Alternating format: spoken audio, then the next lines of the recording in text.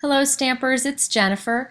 I often find that I want to create a night sky or any kind of sky, and one of my favorite ways to do this is using Tim Holtz Distress Inks. So I thought I'd show you how to create this holiday card here with the kind of inked starry sky. Now I use the new Tim Holtz Simon Says Stamp card kit for this. It's a holiday card kit and it has tons of great products, and almost everything I used on this card is from that kit. So this clear stamp is in the kit. You can also buy a kit that has a cling version of it. Lots of great holiday images on here. I'm going to use the tree first of all. I'm going to go ahead and put this on an acrylic block. I'm using some Tim Holtz Distress watercolor paper. It's just a good watercolor paper that works for any kind of ink. And I'm just going to stamp onto one of the sides of it, the smoother side I think, with the Versamark ink, and then I'm going to white heat emboss it.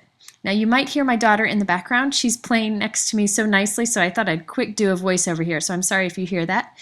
So now I'm going to shake on the white embossing powder. Now the white powder and the watercolor paper aren't in the kit, but most everything else is.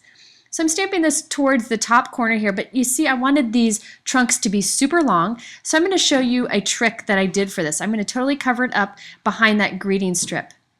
Now, I put some pencil marks on the bottoms of my tree so I could see where the bottoms are. It's kind of hard to see on white. Then I'm just using some sticky tape. You could use just regular paper here to cover the top of my tree. And I'm just going to ink the stems only, or I'm sorry, the trunks only. Now after I've done that, I'm going to remove the paper here. Now I could totally have skipped covering up the tree, but I wanted to make sure that I didn't get any ink on it. And I'm going to line it up so I'm stamping the trunks only below the trunks that are already on the paper there. You can see I'm using those pencil lines to help line it up there. This is just a great way to get more out of your stamps, to kind of extend long trunks or stems on flowers. So I'm going to shake on my white embossing powder. I don't care how it looks in that little gap in the middle there because I'm going to go ahead and cover that with a greeting strip. I love hiding things like that.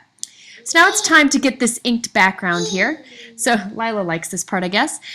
So I'm going to start with the Evergreen Bough greenish blue color and my ink blending tool. This ink is in the card kit.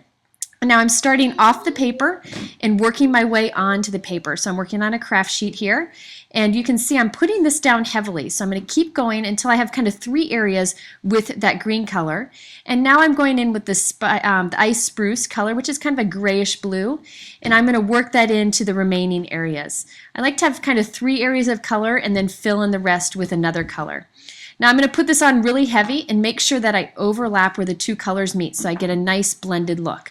So you can see how this is pulling together into a night sky. Now if you wanted to create this for a daylight, you could just use softer colors like tumbled glass with a little bit of maybe a touch of salty ocean. But for the night sky, I think these colors work great.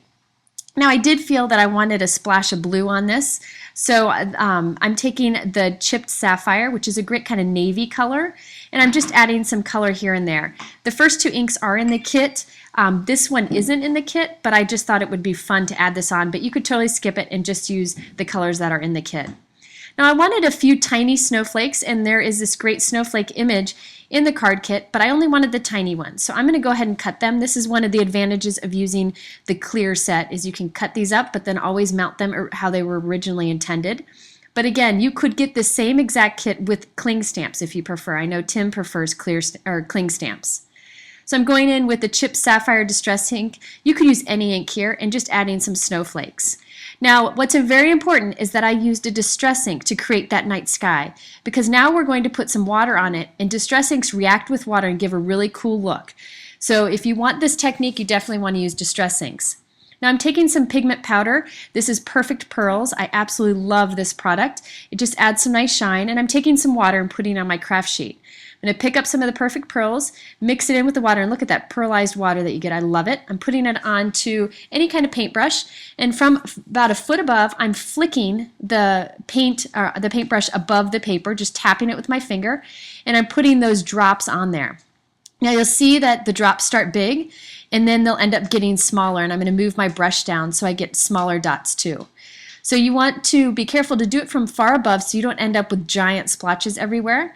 And now you can see the teeny tiny little stars that I'm getting with holding the brush a little bit closer with less of the water on it. Now you'll see that the color kind of moves where it's wet. You could skip the perfect pearls and just get a subtle look, but I love the perfect pearls in it because it gives that nice shimmer. And as this dries, it'll intensify and it gives the coolest look of a starry night. This is such a great technique for any kind of background, but especially for a starry night sky. Now it's time to emboss on just a piece of navy cardstock, so I'm going to put my anti-stick powder on there first. And now I'm going to take the Peace on Earth greeting and stamp it with Versamark ink and then add white heat embossing. I think this is a great way to make your greeting stand out on a card like this. So you can hear my daughter counting to Elmo in the background. Sorry that I got that in the background, but I just had to kind of pull this together when I could. Okay, so now I'm going to add this to the card, and I'm going to use a square punch to cut a little V in the end of this strip. You could do this by hand, or you can just use the corner of a square punch. I'm using a 3/4 inch square punch here. And this is a quick and easy way to make a perfect V. You just slide it in the corner, and there you go.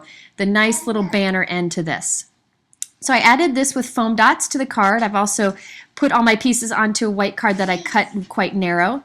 My tree trunks didn't connect here, so I'm just using a white pen and totally cheating so that they connect behind the little greeting strip here. So there you have a quick card. I like that it's narrow and the piece hangs off the side so it'll still fit into an envelope. So there you have a starry night sky, and I hope this inspires you to check out the Tim Holtz card kit from Simon Says Stamp.